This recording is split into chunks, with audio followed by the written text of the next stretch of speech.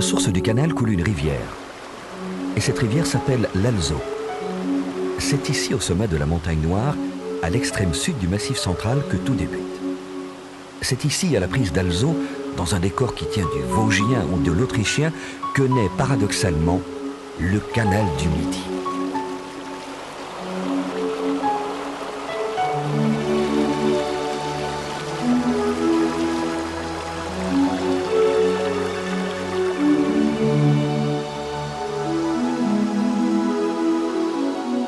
Pour aller alimenter le bief de Partage, c'est-à-dire le point le plus haut du canal, à Naurouz, Riquet et les bâtisseurs du XVIIe siècle ont imaginé de regrouper une par une toutes ces rivières fraîches qui font de la montagne Noire un véritable château d'eau.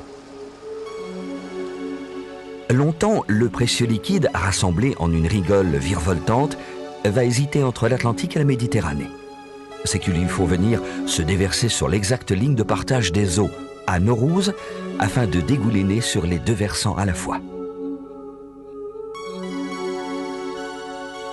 Sur 30 km de la prise d'Alzot jusqu'aux environs de la petite ville de Revel, la rigole de la montagne va suivre son chemin, dérivé vers l'étroite vallée du Sor, ou via la spectaculaire percée des Camazes dans le bassin de Saint-Ferréol.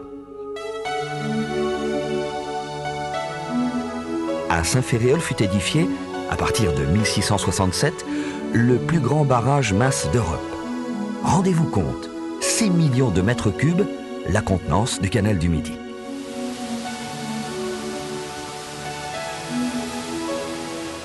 Par la rigole de la plaine, ce trésor liquide va sillonner la plaine, saluer Saint-Félix de Lauragais au pieux souvenir cathare.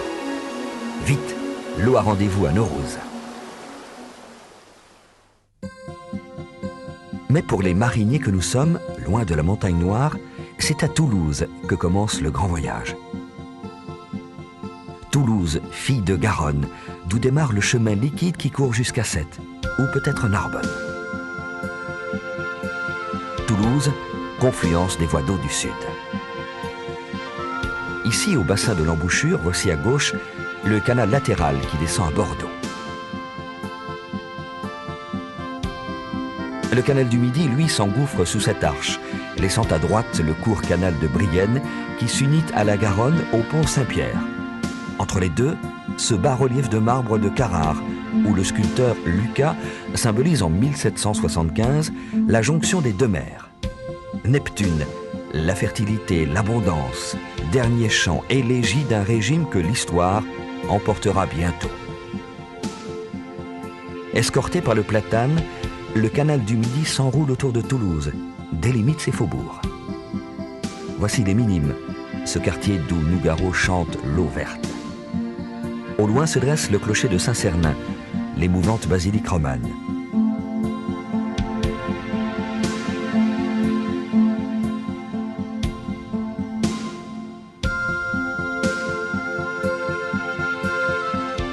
Puis Matabio, gare au nom de campagne, et ces rues qui entraînent le passant vers un Toulouse grouillant, intime et coloré. On a souvent comparé la Toulouse à la Toscane, je crois que c'était vrai. Quand on dit qu'on prétend que Virgile est venu à Toulouse et depuis les coteaux toulousains a écrit des poésies ici, je ne sais pas si c'est vrai, mais ça ne m'étonnerait pas. C'est un côté extrêmement latin, extrêmement et en même temps démocratique et tolérant. Toujours pareil parce que c'est le passage qui fait ça. On a peur de ce que l'on ne connaît pas. Or ici, tout le monde a connu tout dans cette région, y compris les guerres de religion, absolument tout. On parle beaucoup de la route de la soie en Asie, grand centre de marché, Marco Polo et autres. On oublie qu'ici, il y avait la route de l'étain, et que Toulouse était au cœur de la route de l'étain. Or, l'étain était essentiel autrefois pour faire le bronze. C'était l'industrie d'armement. L'étain, la base de l'étain était à les îles Britanniques. Ça passait en Bretagne, ça descendait le long de la côte vendéenne, si j'ose dire, et ça prenait la Garonne. Et Toulouse était un centre de l'étain. Toulouse, sur le tard, rendit un hommage presque fortuit au constructeur du canal du Midi. La statue de Pierre-Paul Riquet tourne le dos à l'ouvrage qui glisse dans sa tranchée sur le souvenir des ports Saint-Étienne et Saint-Sauveur. Avant de quitter Toulouse, le canal salue son avenir, la cité nouvelle où fusées, satellites et avions décollent de la tête des chercheurs. Le CNES Supaéro, cité de matière grise. Ramonville-Saint-Agne ne se souvient plus guère qu'elle porte le nom d'un comte de Toulouse. Mais elle abrite une marina, port sud, qui s'évade de la banlieue en compagnie de magnifiques embarcations.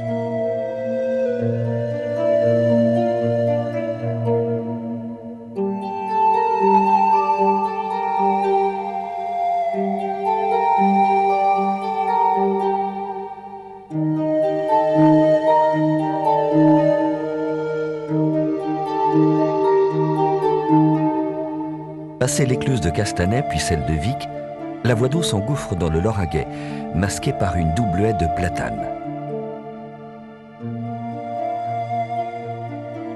Lauragais de Labour, où, rompant la monotonie de la plaine céréalière, vont fleurir les moulins et les pigeonniers. Lauragais qui tira jadis sa prospérité de l'or bleu du Pastel. Lauragais irrigué, enrichi encore par l'eau du canal du Midi. À l'époque de la barque de poste qui transportait les voyageurs de Toulouse à Agde, la voie d'eau était parsemée de dîners et de couchers. Ainsi l'écluse de Négrin où l'on se restaurait avant de dormir, où les écuries fournissaient des chevaux frais pour poursuivre le halage, où l'on pouvait même prier dans cette petite chapelle.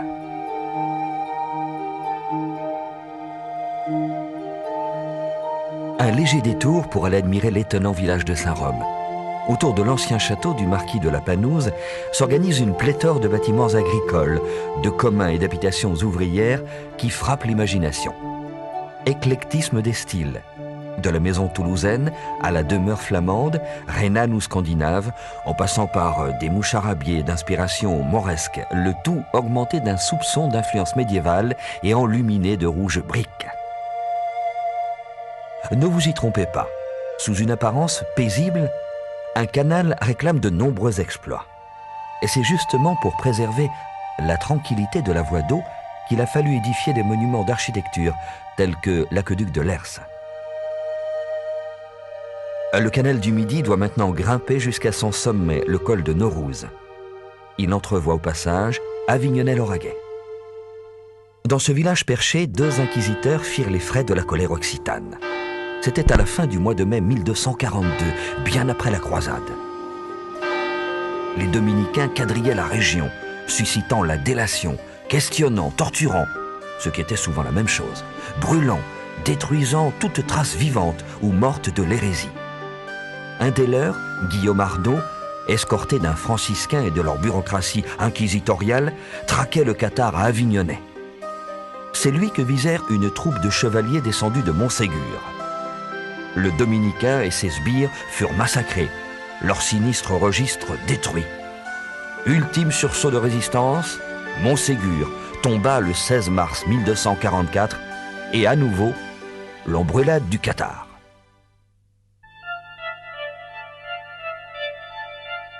Changement d'époque. Après le Moyen-Âge, le canal du Midi croise le XXe siècle. Port-Lauragais, point de convergence de la voie d'eau et de l'autoroute.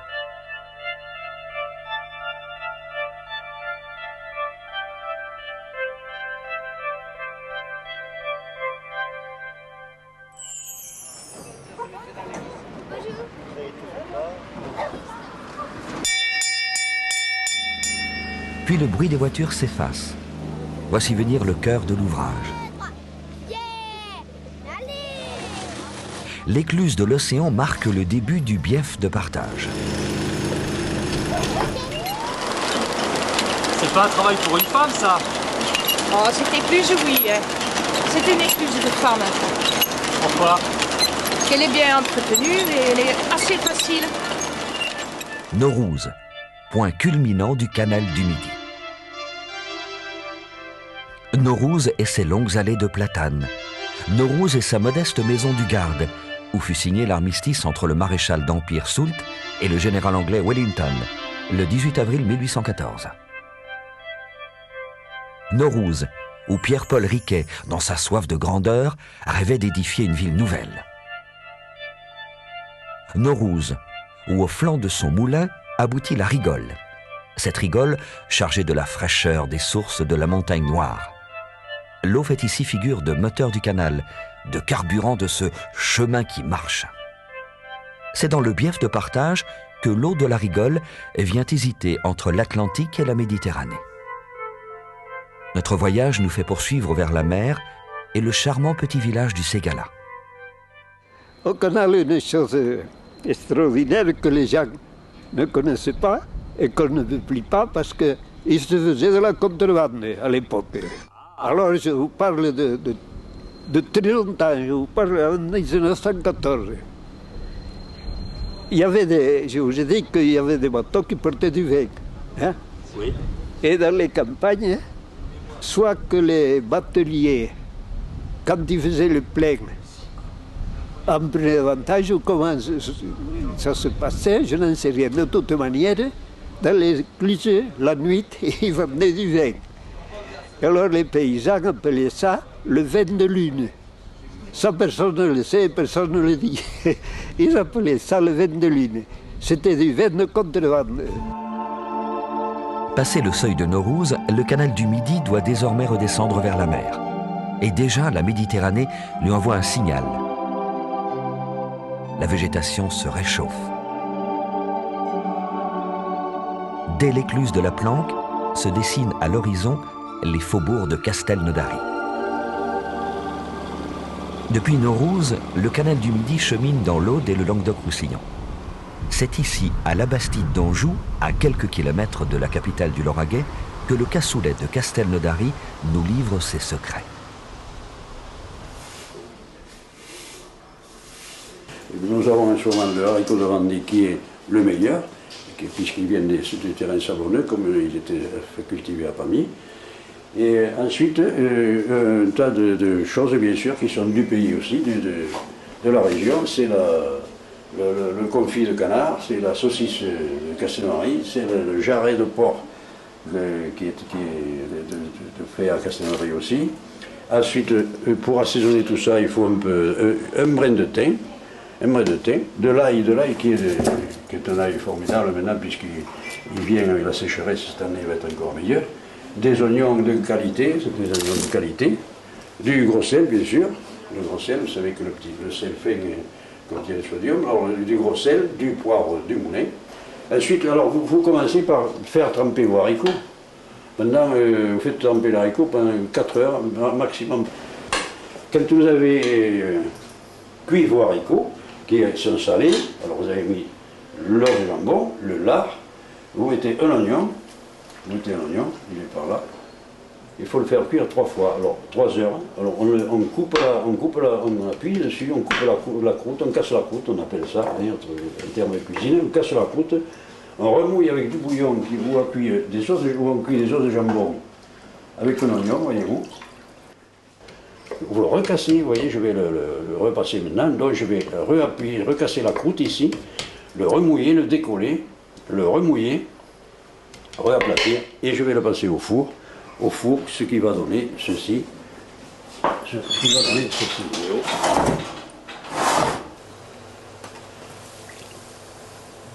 Il commence à blanchir, les bulles commencent à être blanches, vous voyez-vous, ça fait exactement comme un volcan, un petit volcan qui là, je ne vois pas trop. C'est celui-là, peut-être, voyons. La dernière opération, c'est de mettre, avant de le servir sur table, de parsemer dessus du poivre du moulin, bien sûr. Chacun a sa recette personnelle. Et il y en a 3, et c'est Carcassonne, Castelnaudary et Toulouse. Mais la naissance du cassoulet vient de Castelnaudary. De Castelnaudary, c'était en 1630.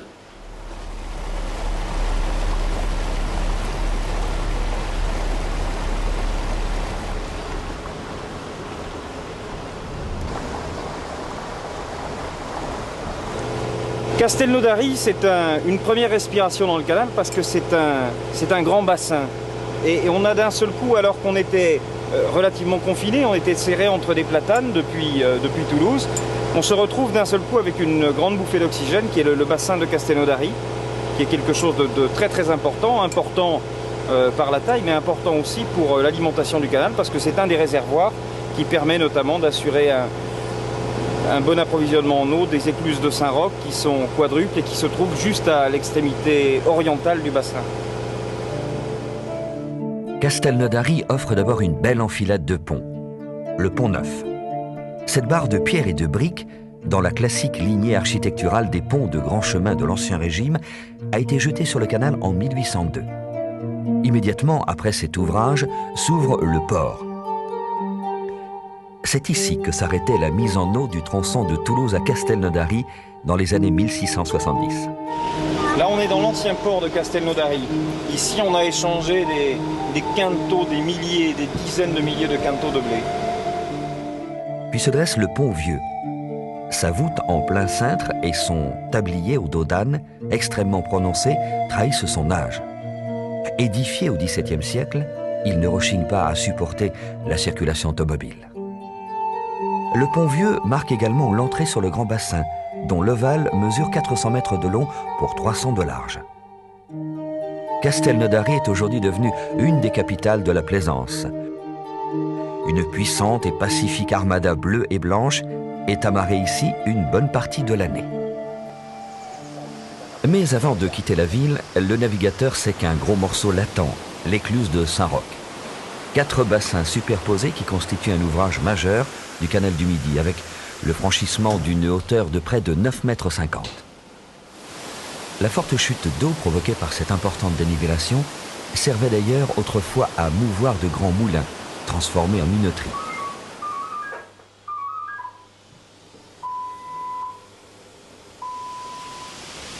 Le canal du Midi quitte alors Castelnaudary, en compagnie d'un couple de navigateurs anglais.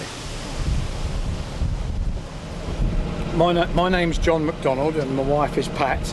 Come around here. Je m'appelle John MacDonald et voici ma femme, Pat.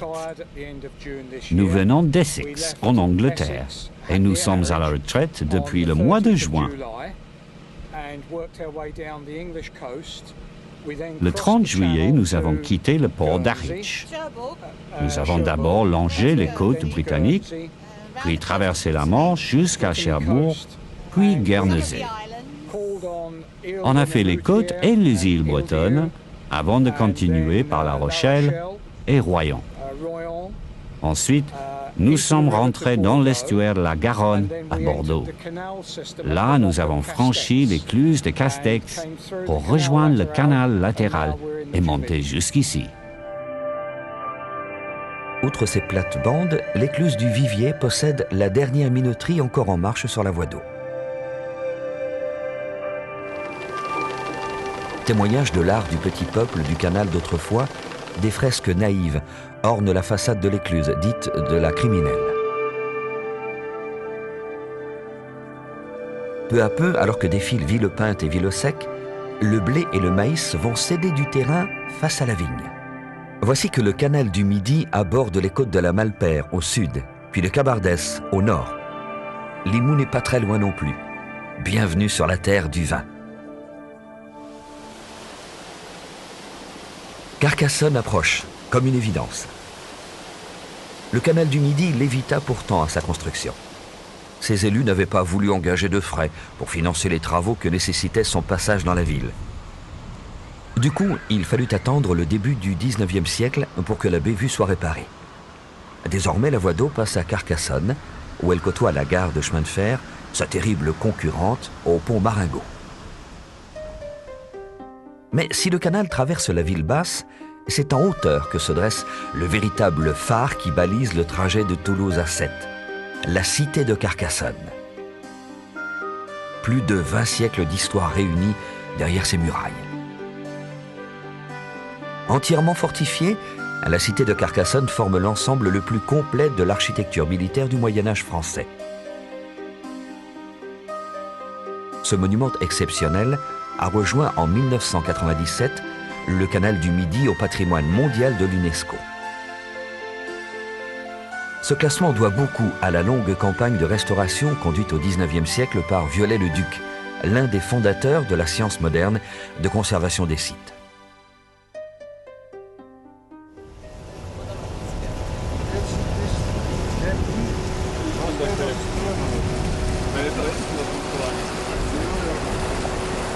Where do you come from? I'm coming from Austria, Vienna. Je suis de Vienne, en Autriche. C'est votre première fois sur un canal? Non, c'est la deuxième. Mais on est déjà venu en France une bonne douzaine de fois, mais pas ici. Ici, c'est notre deuxième séjour.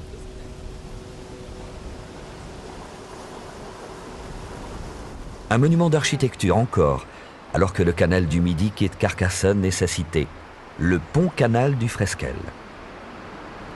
Il s'agit d'enjamber cette rivière qui nous suit depuis Naurouse et s'en va à 1 kilomètre plus bas se jeter dans l'Aude. Les écluses du Fresquel sont accolées à cet ouvrage monumental, séparées par une sorte de grande baignoire de pierre. Le canal du Midi les quitte pour s'engouffrer à nouveau dans les platanes et baguenauder jusqu'à Trèbes. Le chemin de halage, tel les allées d'un jardin public, mène au pont-canal de Vauban. Il enjambe l'Orbiel qui dégouline de la montagne Noire et marque l'entrée de Trèbes. Sous la pierre brune des anciens moulins, l'écluse de Trèbes joue l'escalier d'eau.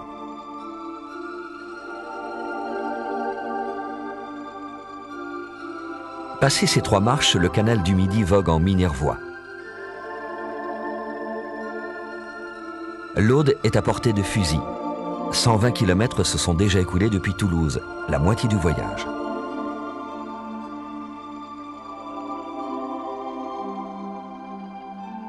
Les écluses deviennent des refuges isolés, comme à l'Aiguille où se dressent des sculptures de fortune, troncs et branches arrachés au cru de la voie d'eau. C'est pas une écluse comme les autres parce qu'il y a des fleurs, il y a des statues. Et voilà. Il y a combien de sculptures? Ben, je ne le sais pas exactement, il doit bien y en avoir 30, 40, peut-être plus, je ne sais pas. Qu'est-ce qu'elle raconte comme histoire? Ben, il y en a quelques-unes dont des paroles de Brassens sont l'illustration de paroles de chansons de Brassens, puis d'autres sortent de mon imagination.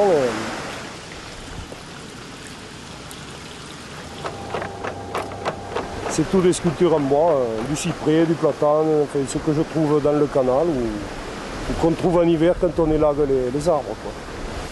Ben, j'en vends quelques-unes avec l'argent, je m'achète des outils pour sculpter, puis j'achète des fleurs pour décorer l'écluse, et je m'autofinance. En haut, vous avez un singe, une chouette là-bas. Et vous avez l'homo sapien au bord de la route.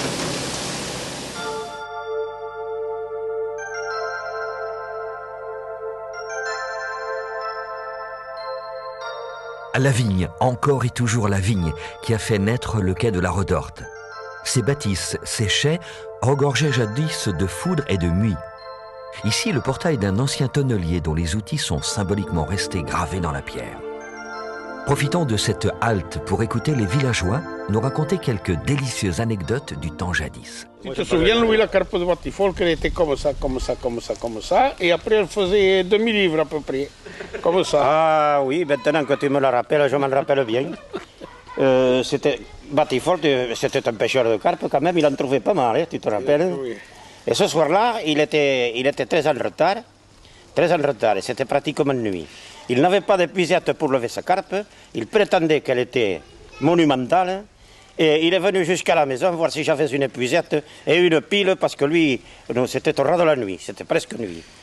J'y suis allé avec une pile, je n'avais pas d'épuisette, j'ai été avec une fourche pour lever la fameuse grosse carpe, et quand nous avons été là-bas en train de la lever, comme le dit mon copain Henri, elle pesait au moins 2000 livres la carpe. Ça a été un peu le...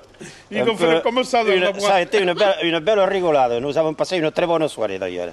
Voilà pour la carpe de Batifol. Mais en fait, c'était un très bon pêcheur, Batifol. Il en avait trouvé. Oui, oui. Et un chasseur aussi d'ailleurs. Oui, voilà. Juste après la Redorte, dans la courbe qui s'amorce, apparaît un édifice parmi les plus connus du canal du Midi. L'épanchoir de l'Argent Double, flanqué de son réservoir. Construit par Vauban en 1693, entre les aqueducs de Naval et de l'Argent Double, il avait pour vocation d'éliminer le trop-plein d'eau apporté dans le canal par les crues fréquentes de ces 2 torrents. Parfaitement fonctionnel, l'épanchoir de l'Argent Double demeure également un bel exemple de cette architecture puissante de la fin du XVIIe siècle.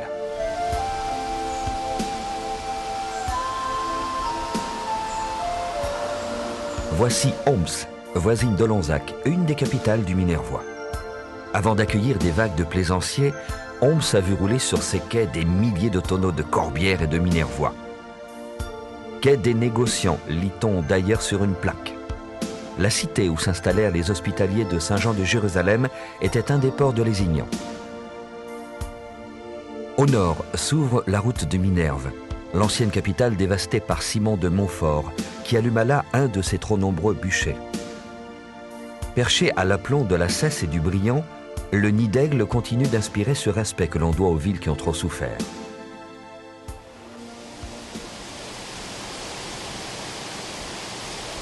Sous les pins parasols, le canal du Midi quitte Homs et dévale l'écluse d'Ognon. Le méandre qui fait suite offre un havre de verdure où il fait bon s'arrêter. C'est toi qui lèves là-bas? C'est Caro. Il me fallait quoi? Et Mimi? Moi je viens de loin, hein. Moi je viens de l'Ordre, je ne suis pas de l'Hérault, moi. Hein. On voit beaucoup de touristes alors, vous dites? Oh là là, oui, des jolies femmes sur les bateaux, il y a. Ces messieurs se régalent. Ils voient les jolies. Ils viennent exprès hein, d'ailleurs. Hein. Ils viennent exprès d'ailleurs pour voir les dames sur les bateaux. Mais elles sont en tenue légère? Ah oui, oui, bien sûr. C'est des petits canons. Un peu plus loin, le canal du Midi contourne une colline de beauté.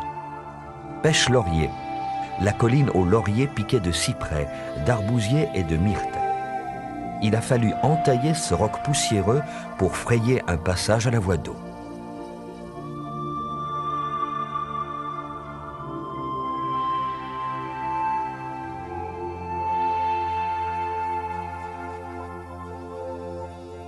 Déjà se dressent les tours d'Argence. Ici, le canal se lance dans une nouvelle aventure. 54 km sans écluse. Un seul bief sur la même courbe de niveau jusqu'aux portes de Béziers. Défilent, cachés dans une végétation plus méditerranéenne que jamais, des villages au nom de Fandango, Roubia et son campanile, Baraza sur ses terrasses. Le canal du Midi s'enfonce ensuite dans une petite vallée évasée, celle du Répudre. Arrivé à ce point, le problème à résoudre pour les constructeurs du canal était de permettre à leur ouvrage de franchir le Répudre tout en le préservant des crues redoutables de ce cours d'eau qui s'en va 2 km plus bas se jeter dans l'Aude. Face à un tel problème, Riquet fit construire un pont-canal impressionnant. La légende aidant, l'ouvrage du Répudre deviendra le premier du monde.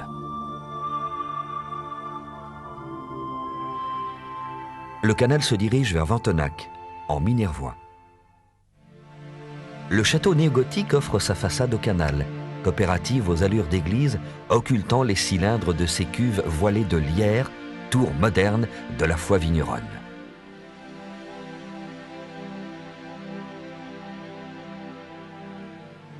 La voie d'eau n'en finit pas de louvoyer entre les vignes basses. Sans la perspective d'une écluse proche, alors que le souvenir de la précédente s'évanouit dans les kilomètres parcourus, on a l'impression de s'abandonner au canal comme lui-même s'abandonne à ce relief alangui. Puis surgit le délicieux pont de Saint-Nazaire, modèle d'équilibre et d'harmonie avec sa pierre grisonnante. Combien de villages, de villes rêveraient d'une telle noblesse en leur centre pour enjamber leur rivière ou leur fleuve.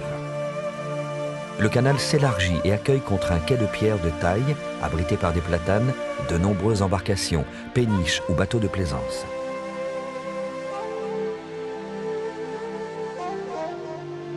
Au bout de ce port, dont l'agréable surcharge évoque les temps glorieux de la batellerie, apparaît le hameau du Sommail. D'abord ce pont étroit, presque triangulaire, tant son dos d'âne semble prononcé. Tout autour du pont vieux du Sommail prend place un vaste ensemble de bâtiments d'époque destinés au service du canal et de ses utilisateurs en un temps où cet endroit tenait lieu de port à Narbonne. À droite, les écuries et l'hôtellerie, puisque l'on proposait ici coucher et dîner. À gauche, juste avant le pont, la chapelle Saint-Pierre et Saint-Paul complète cet ensemble auquel s'adjoignent d'anciens chantiers navals.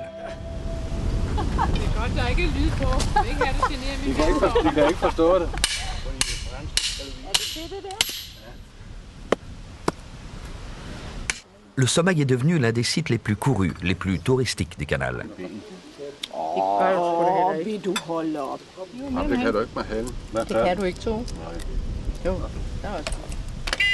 Nous quittons l'escale obligée du sommeil en longeant une multitude de navires multicolores amarrés après le relais de poste.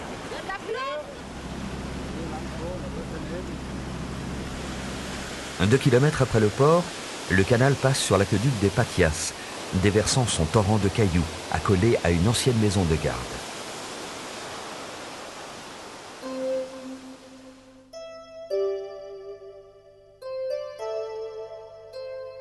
Quelques centaines de mètres plus loin, le magnifique aqueduc de Cesse nous attend. L'initiateur de cet ouvrage, Sébastien Vauban, peut sans conteste être considéré comme l'autre grand homme du canal du Midi. Il confie en 1689 la construction de l'aqueduc à Jean Goudet, un maître maçon biterrois.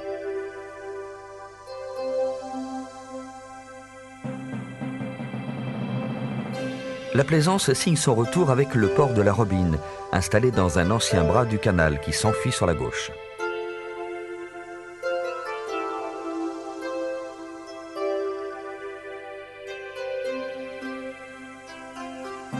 Désormais, une décision s'impose car le voyageur est confronté à un carrefour de canaux. Il peut soit continuer sur l'authentique canal du Midi, soit gagner au plus vite la Méditerranée via Narbonne, les étangs de Bages, Sigean, l'Hérault et Port-la-Nouvelle. La deuxième solution implique de bifurquer à droite sur le canal de Jonction, aménagé à partir de 1781. Nous y reviendrons. L'embranchement ouvre vers Béziers sur une avenue liquide, à l'ombre chaude et parfumée des pins.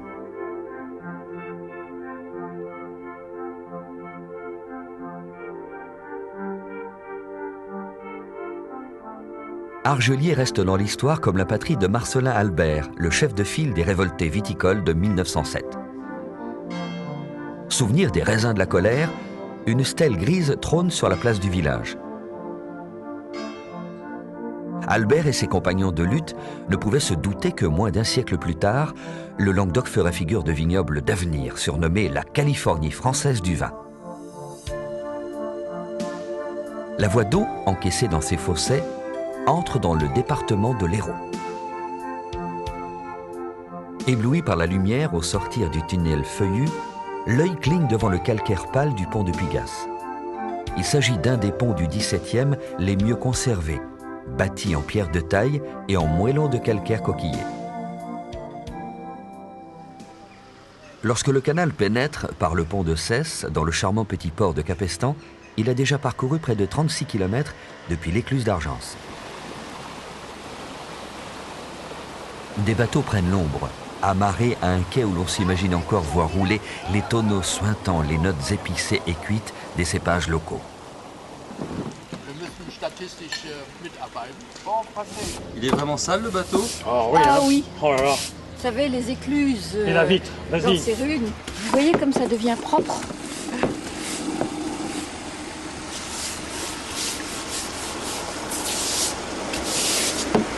C'est pas des vraies vacances alors?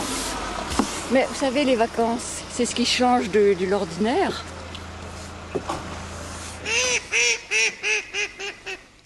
Puis, voici un joli quai taillé dans le rocher, tout comme le lit du canal. Le village de Poye, dont la mairie, à gauche, contemple l'ouvrage, s'orne d'un beau pont 18e.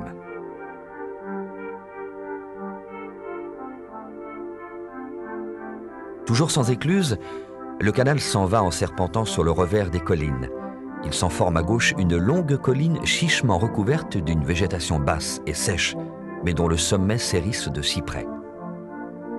La montagne d'Ancérune est son oppidum, haut lieu de la civilisation méditerranéenne. Là-haut, sur ce sommet tabulaire, s'établit au VIe siècle avant notre ère une ville antique qui compta jusqu'à 10 000 habitants. Juste au pied de l'oppidum d'Ancérune, la voie d'eau bute contre le coteau du Malpas, au nom prédestiné. Malpas ou Maupas signifie mauvais pas en occitan.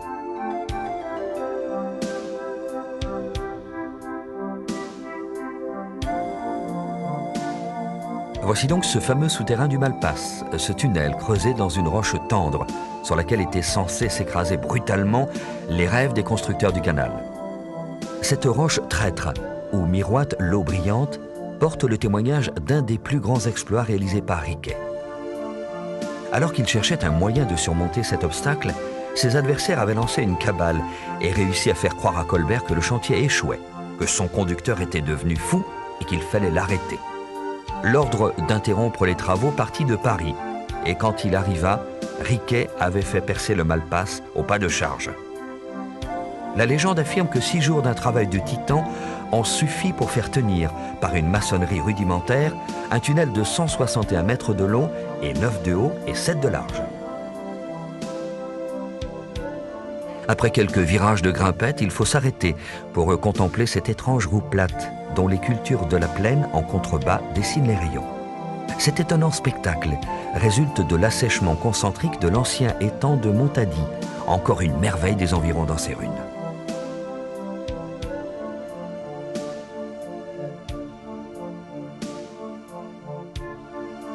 Après le Malpasse et le village de Colombier, on ressent réellement l'effet des coupes sombres pratiquées par Colbert et les États du Languedoc dans le budget du canal. Comme au début du tracé, à la sortie de Toulouse, son gabarit se réduit.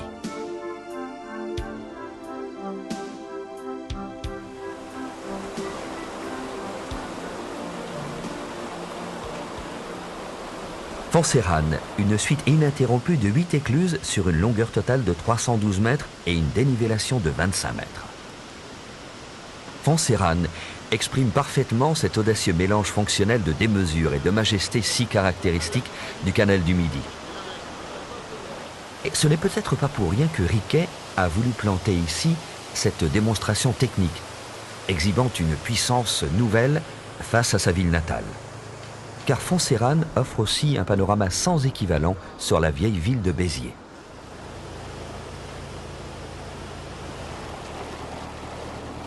Fermement encadrée par des cyprès l'assolant d'une haie d'honneur, la voie d'eau rectifie sa ligne pour longer Béziers, à la sous-préfecture de l'Hérault, dont les allées Paul Riquet, ornées d'une statue célébrant l'enfant du pays, invitent selon les moments à la flânerie, au défilé ou à la feria.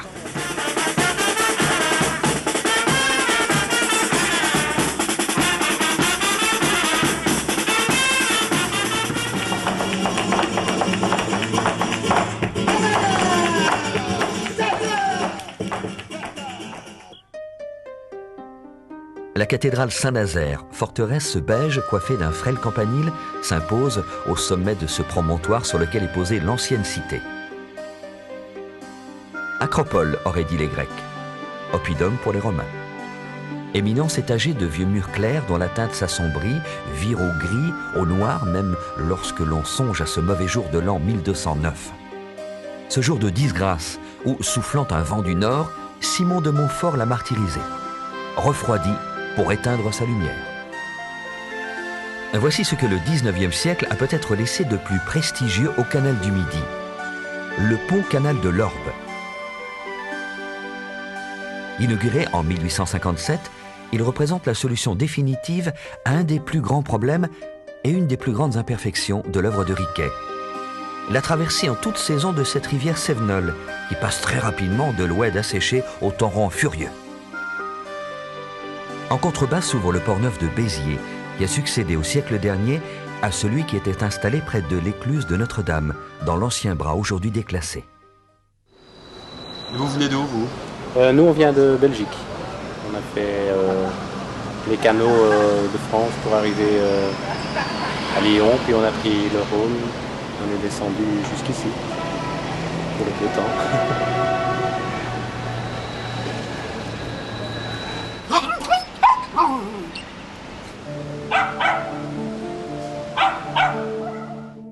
L'extrémité aval du bassin portuaire est proche de Sauclières, l'ancien stade mythique des rugbyman de l'AS Béziers. Contournant la ville, le canal s'enfuit sous les platanes.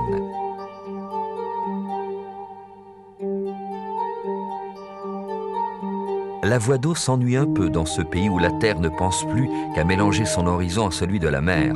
Peu d'écluses, peu de villages, jusqu'à Port-Iragne. Le canal du Midi traverse une passe difficile qui a donné lieu à un ouvrage unique.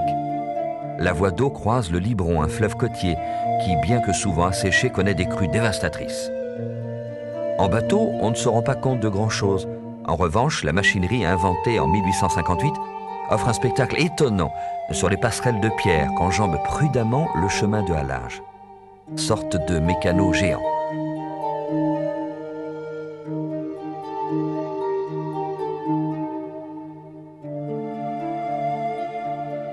Dans les roseaux, voici le pont des Trois Yeux. Trois yeux, comme ces trois arches inégales, cerclées de pierres volcaniques, qui percent depuis les années 1680 cette façade en dos d'âne. L'arche centrale, la plus haute, a évidemment vocation marinière. Celle de droite permet le passage du chemin de halage, pavé de basalte pour l'occasion. Enfin, l'utilité de l'arche de gauche, envahie par les roseaux, reste un mystère.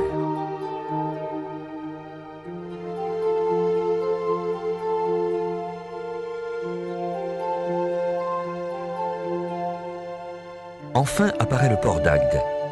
Sur le quai est établie une des plus belles recettes du canal du Midi baptisée Hôtel Riquet. Derrière un pont moderne se cache ce qui fut une merveille technique et esthétique du canal du Midi, l'écluse ronde d'Agde. Pourquoi une écluse ronde?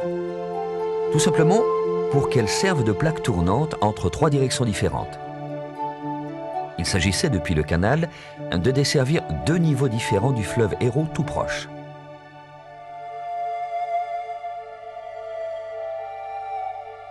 Puis le canal traverse l'Hérault pour s'enfuir vers sa dernière écluse, celle du Bagnas, qui porte le nom de l'étang voisin, aujourd'hui réserve ornithologique. Dans ce désert humide, seuls les oiseaux trouvent leur compte. Il ne reste plus alors qu'à longer les anciennes salines du Bagnas pour déboucher 3 km plus loin au pont des Anglousses.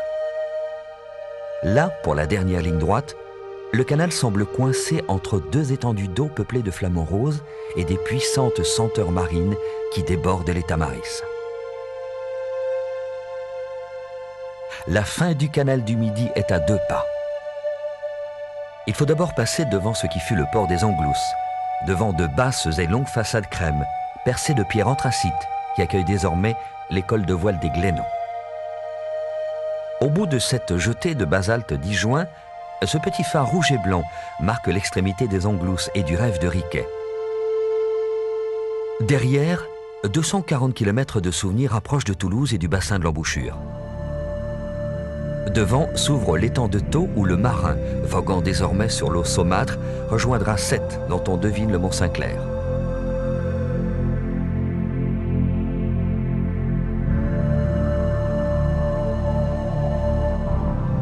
Sète, premier port de pêche de la Méditerranée, patrie de Paul Valéry et de Georges Brassens.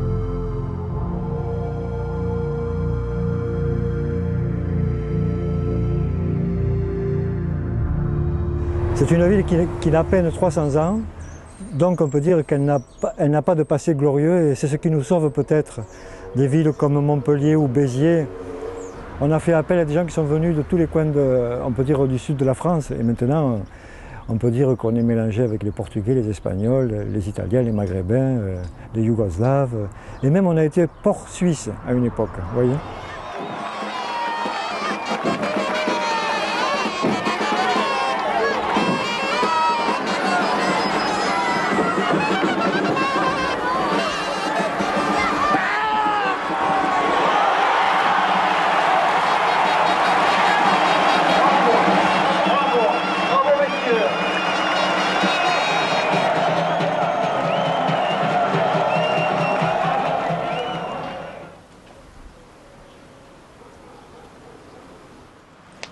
C'était les fameux pointus, hein, regarde.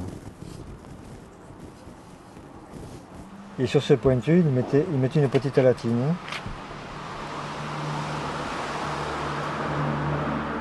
On peut dire qu'on a pêché de cette façon et on a voyagé de cette façon pendant des siècles. Voilà. Et après, plus tard, est venu le moteur qui était au centre, avec un arbre, et lui, c'était ici. Voilà, on peut dire que ça c'est vraiment le bateau de l'étang de Thau, mais c'était le bateau qui était sur l'étang de Bages, c'était le bateau qui était sur les temps de Berre.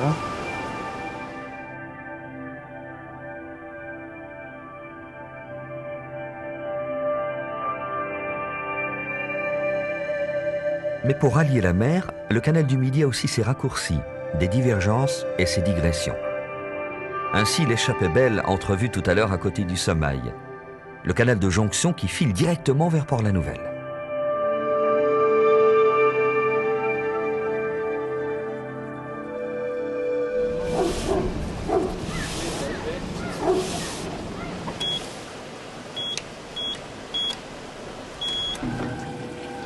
Cet ouvrage d'une somptueuse régularité classique, réclamé à corps et à cri par Narbonne, a été creusé à la fin du XVIIIe siècle.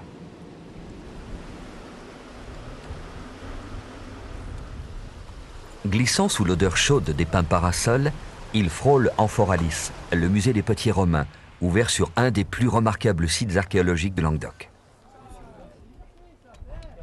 Au cours de l'été 1997, une équipe d'archéologues et de bénévoles a choisi de faire revivre une partie de ce passé glorieux, en reconstituant de toutes pièces un four gallo-romain.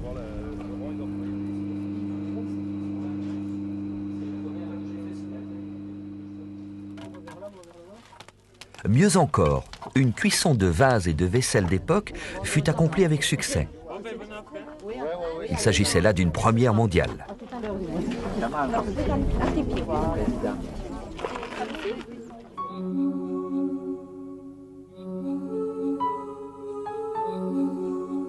Voici Salel d'Aude, dont le port a été creusé de toutes pièces par le grand architecte Gary Puy, un des génies méconnus du canal.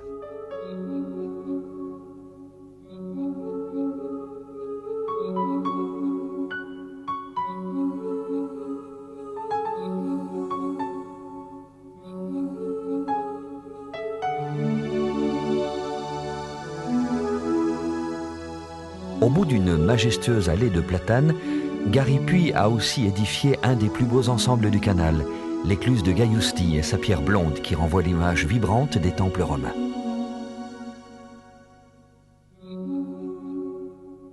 Gaiusti est à la fois une porte et une muraille. Une porte sur l'Aude, en même temps qu'une défense contre ce fleuve cyclotimique qu'il s'agit maintenant de traverser pour gagner la Robine et descendre vers Narbonne. Les bateaux s'offrent alors une balade dans le courant, laissant sur leur bord une chaussée où les gamins des environs vont parfois pêcher la lauze. Et déjà, voici le pendant de Gaiusti, l'écluse de Moussoulins, qui ne cache pas son rôle de fortification. Ces remparts connaissent tout des colères de l'Aude.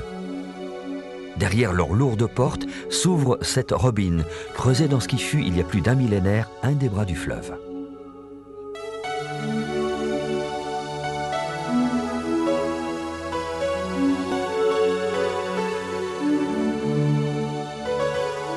Narbonne, l'ancienne colonie romaine, n'est plus très loin, à quelques kilomètres seulement de l'écluse du Roanel, où se croisent les touristes du monde entier. Parmi eux, certains, partis de Narbonne, effectuent leur première heure de pilotage. La première heure, c'est toujours la plus difficile? Ben oui. Pourquoi? Parce qu'il débute, c'est comme la première heure de conduite en voiture. Hein. C'est pas du tout les mêmes manipulations qu'un volant d'automobile. Hein. Il faut faire attention. C'est très sensible une barre à roue de bateau et au début on fait un peu n'importe quoi et puis au bout de quelques temps on apprend. Reculez le bateau. Reculez le bateau.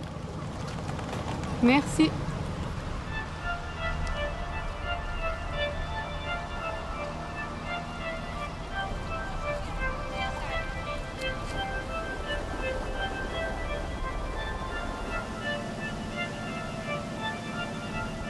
Narbonne s'annonce enfin par l'imposante architecture de sa cathédrale gothique.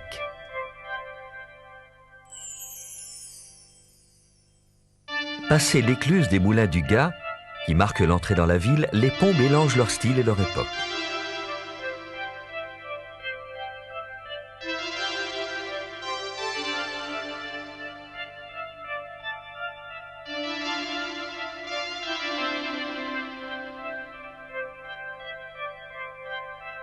Après l'écluse de Narbonne, située en plein centre-ville, la Robine frôle l'ancien archevêché juste avant de s'engager sous l'arche sombre du pont des Marchands, vestige de l'immense pont romain, détruit puis reconstruit au Moyen-Âge, juché d'immeubles et de commerces. L'ancienne capitale de la province romaine de Narbonnaise mérite le détour. L'imposant palais des archevêques et la cathédrale gothique Saint-Just et Saint-Pasteur forment un ensemble monumental parmi les plus grands de France.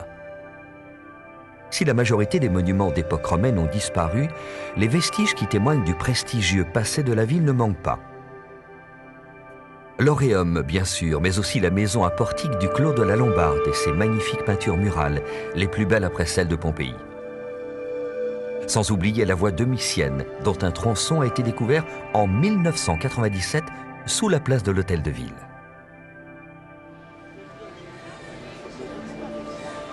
Accosté près des barques, ces allées animées, symbole de l'opulence narbonnaise du début du XXe siècle, le bateau de l'Abeille fait souvent escale à Narbonne. C'est la dernière péniche à avoir la classification commerce, transport de marchandises, à passer sur le canal du Midi. Voilà. Il reste 4 bateaux qui travaillent sur une partie du latéral, entre Bordeaux et Agen, grosso modo. Mais c'est vrai que nous sommes le dernier bateau avec une classification transport de marchandises à travailler sur le canal du Midi. Et je vous assure qu'on trouve ça très dommage, non pas d'y être, mais d'en être les derniers. Le concept des ruches transportées par un bateau, c'est plus un rucher fixe qui se déplace. On conduit nos ruches comme si elles étaient fixes, elles ne bougent pas sur le bateau, et la mobilité du bateau les place comme si elles étaient dans une région extraordinairement mellifère où les mielés succèdent. Il est temps maintenant d'embarquer sur la Tramontane pour atteindre le but ultime de notre voyage. Direction Port-la-Nouvelle.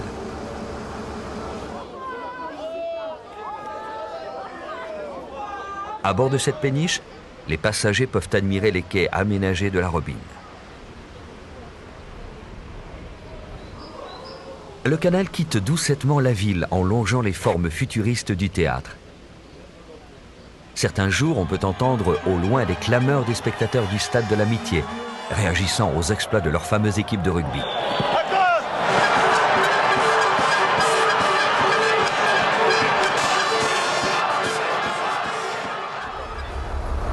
Vous la connaissez bien cette portion? Ah oui, là ça va faire 10 ans que je travaille pour Serge Pajot sur ce tronçon.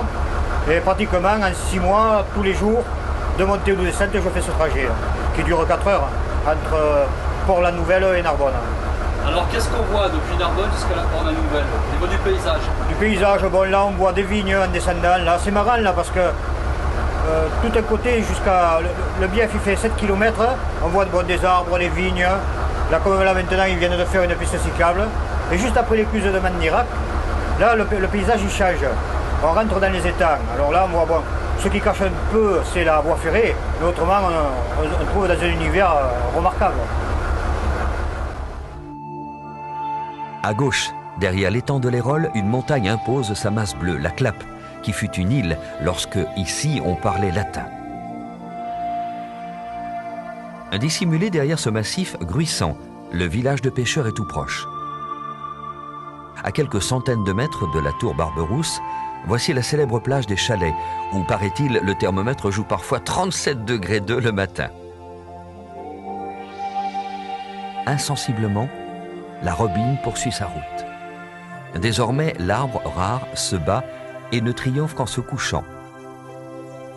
À l'horizon se dessine enfin l'île de Sainte-Lucie, paradis zoologique. Puis sur le bord de la Robine, comme un message du monde habité, apparaît sous la pinède la maison des étangs. Les enfants des écoles viennent y apprendre à appeler un chien, et plus vraisemblablement un oiseau ou une plante de son nom. Nous sommes à Sainte-Lucie, mais j'aurais tendance à dire que nous sommes aussi ailleurs. Ici, c'est vraiment un ailleurs. Nous sommes à 1 heure de marche de Port-la-Nouvelle, à 1 heure et demie de marche de Mandirac. Nous ne sommes raccordés ni au réseau d'eau ni au réseau d'électricité.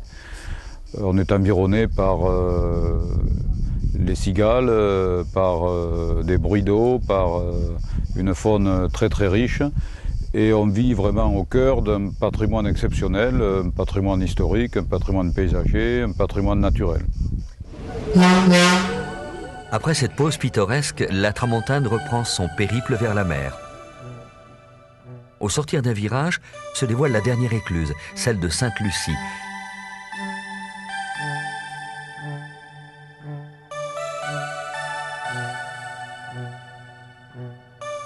Port-la-Nouvelle marque la fin de la voie d'eau. Le port se prolonge sur plus d'1 kilomètre. Des monstres de métal, bateaux aux entrailles béantes, se préparent à ingérer des millions de quintaux de céréales, déversés autrefois des péniches qui débouchaient de la Robine. Aujourd'hui, des trains infinis ont pris le relais de la batellerie. Clin d'œil du large, en ce port de bout de Robine, les cargos battent souvent pavillon panaméen. Mais pour aller tout au bout de notre voyage, pour éprouver la certitude rassérénante qu'il pourrait continuer encore, il faut marcher le long d'une jetée étoilée de béton, jusqu'à ce phare cerclé de rouge et de blanc, écho en plus costaud de celui des Anglousses. À ce moment, plus question d'étang. Le voyageur de la Robine vient tutoyer la mer. Une autre aventure s'offre à lui.